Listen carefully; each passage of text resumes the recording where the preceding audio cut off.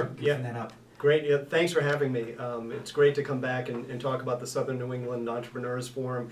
You can actually, the website, SNEEF, SNEEF.org, is where you can find more information. But we have, we kicked off our programming for the spring, where we're delivering education to entrepreneurs and those who are interested in starting businesses in the southeastern New England region, including corridor from Rhode Island all the way down to the Cape.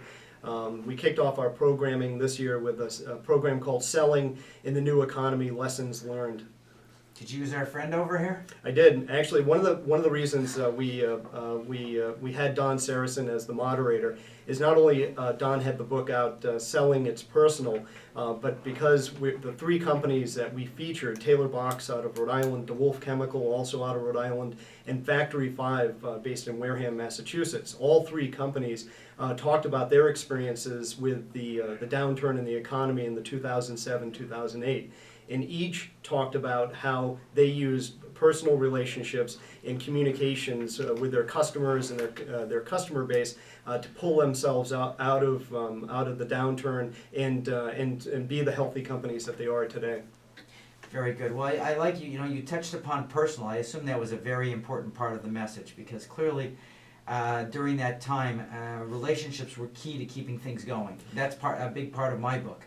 That's right. In fact, relationships are still key. We talk about the internet and how that has changed the face of selling and doing business, but the fact of the matter is that relationships are still key. In fact, as you know, my background has been in international business, and I've now survived 3 economic downturns.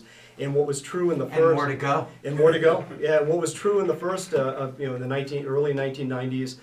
Proved itself again in the late 90s with the dot-com bust and the Asian financial crisis to today, the 2007-2008, is that all of the companies that were able to survive, the ones that were doing business internationally, were the ones that continued to build relationships with their customers, their suppliers, their agents, and reps overseas. The ones that pulled out of markets or decreased the amount of support that they provided to their salespeople or affiliates were the ones that are suffering today because they're having to rebuild that effort. Right, they dismantled their network. You know, when you talk about the ups and downs of the economy, you said you've had 3 downturns. You know there's going to be